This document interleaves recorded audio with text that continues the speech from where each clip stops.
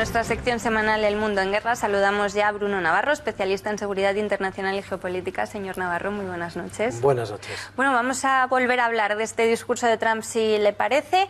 No lo hemos escuchado, lo vamos a ver ahora. Primer soldado muerto en el mandato de Trump y el presidente no ha tardado en homenajear en el Congreso su figura. Correcto, además citando la Biblia, creo que no hay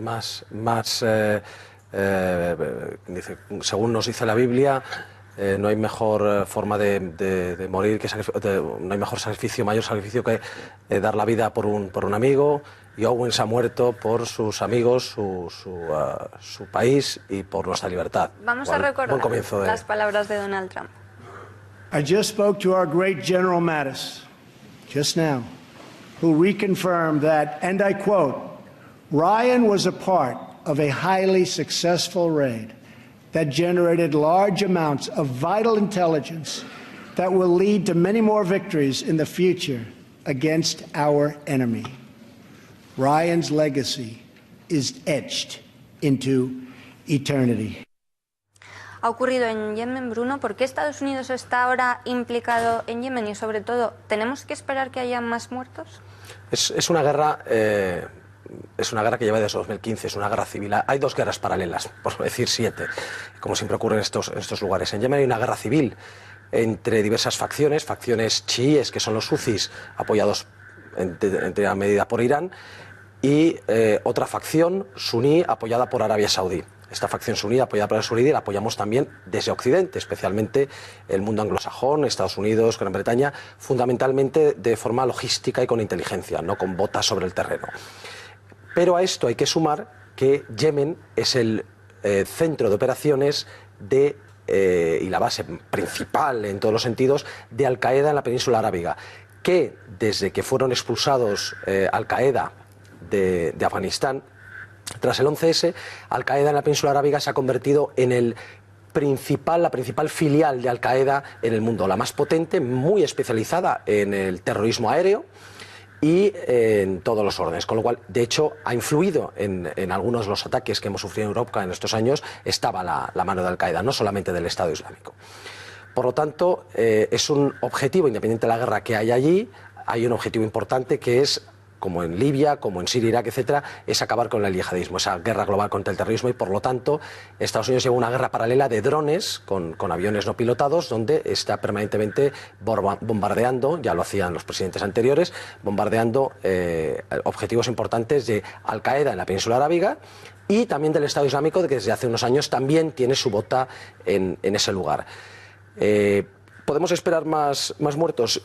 Es una guerra que se lleva cobrando decenas de miles de vidas y va a seguir cobrándose. Lo que quizás es interesante es ver que con la muerte de este sargento primero de las Fuerzas Especiales norteamericanas, lo que vemos es que no solamente hay una guerra de drones por parte de Estados Unidos contra el yihadismo, sino que también está metiendo soldados, naturalmente pocos y en misiones muy específicas de operaciones especiales. Se refirió también Trump en su discurso a la OTAN, pidió más inversión a los aliados y no solo económica, ¿no? Lo tenemos que interpretar también como una petición también de aportar tropas. Claro, cuando dice que espera que los aliados occidentales, y se refiere, habla de la OTAN, del Pacífico y de Oriente Medio, Pacífico se refiere sobre todo no solamente a Australia, sino a Japón y a Corea del Sur, hay que entenderlo con un doble sentido, como has dicho. Por una parte, lo que ya se venía repitiendo, que pongan dinero, no puede ser que Estados Unidos esté pagando en la Guerra Fría el 50% de los gastos de la OTAN y ahora que no hay Guerra Fría esté pagando el 70%, ¿no? Entonces es lógico su demanda a Occidente, que ya Europa... los ministros de Defensa se comprometieron a subir a un 2% el gasto de defensa y no lo estamos haciendo, pero fue un compromiso firmado, incluido nuestro ministro de Defensa. Pero además hay que verlo en otro contexto, porque esto lo dice justo después de hablar de la muerte de Owens, en el que dice, lo que viene a decir es, no tenemos que ser siempre nosotros los que pongamos los muertos. Haced el favor de poner no solamente gastar en defensa, sino que en las operaciones intervenid, como estamos interviniendo nosotros, como haga falta. Tenemos que hablar también de Siria. Bruno, ¿por qué se ha tardado tantísimo en tomar Mosul? ¿Cómo se defendía Daesh? ¿Qué ha cambiado ahora en la estrategia de quienes están luchando en la ciudad? Bueno, esto es una gran lección de lo que se llaman las lecciones aprendidas, que se decía antes, ahora las lecciones además aprendidas, identificadas y después aprendidas, ¿no? ¿Qué ocurrió? Que cuando la ofensiva se comienza en Mosul en octubre se lanza la ofensiva contra Mosul y hasta enero no se toma Mosul este, la parte este de la ciudad.